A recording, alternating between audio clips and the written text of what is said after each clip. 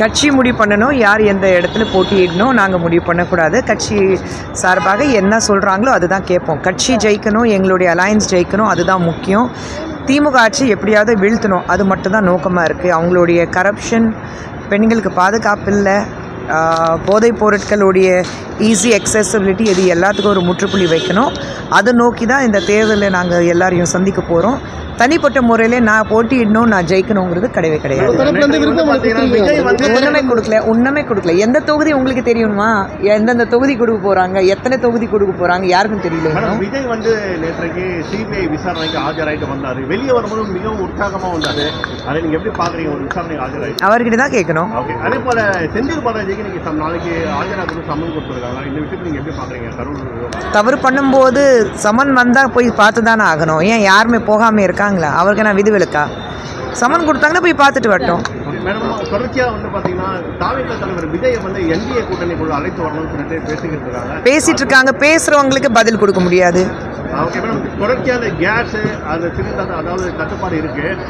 மத்திய அரசோட வெளியுறவு கொள்கையினால தான் நம்மளால் அது வந்து வீட்டு இது பண்ண முடியும். திமுக கட்சியில் சொல்லிட்டு திமுக வந்து அறிவுபூர்வமாக பேசிகிட்டு இருக்காங்களான்னா முதல்ல அவங்களே வந்து கண்ணாடி பார்த்துட்டு கேட்கணும். எல்பிஜி கேஸ் பிரச்சனை வந்து இப்போ இருக்கிறது உலகத்தில் என்ன ஒரு பிரச்சனை போயிட்டுருக்கு அவங்களுக்கு தெரியாமல் இருக்குது. அது தெரியாமல் அரசியல் பண்ணுறாங்கன்னா எவ்வளோ பெரிய அறிவு ஜீவிங்கன்னா அவங்க முதல்ல புரிஞ்சுக்கிறோம். உலகத்திலே ஒரு பிரச்சனை போயிட்டுருக்கு, அவ்வளோ பெரிய போர் போயிட்டுருக்கு. அந்த பிரச்சனையிலே வந்து தமிழகத்தில் ஒரு குழந்தைக்கு சளி பிடிச்சாலும் அதுக்கு பிஜேபி நரேந்திர மோடி தான் காரணம் சொல்லிக்கிற அளவுக்கு ஒரு கீழ்த்தனமான அரசியல் திமுக பண்ணிட்டு இருக்கு. என்னங்க,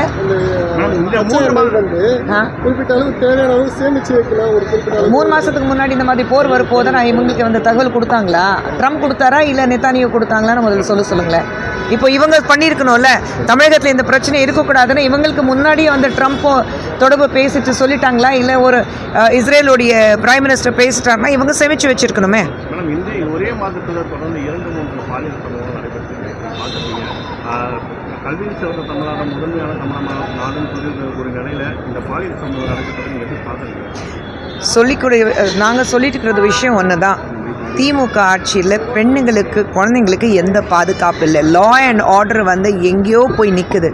இன்றைக்கி ஒவ்வொரு இடத்துலையும் தினமும் பேப்பர் படிக்கும்போது பெண்களுக்கு இந்த மாதிரி ஒரு கொடூரம் நடக்கும்போது திமுக ஆட்சி கண்ணு மேலே ஒரு கவரை வச்சுட்டு நான் வந்து பண்ணுறது தான் சட்டம்னா நினச்சிட்டு உட்காந்துட்ருக்காங்க. அதுக்காக தான் சொல்கிறோம், இது திமுக ஆட்சியோட கடைசி தேர்தல் இருக்கணும்.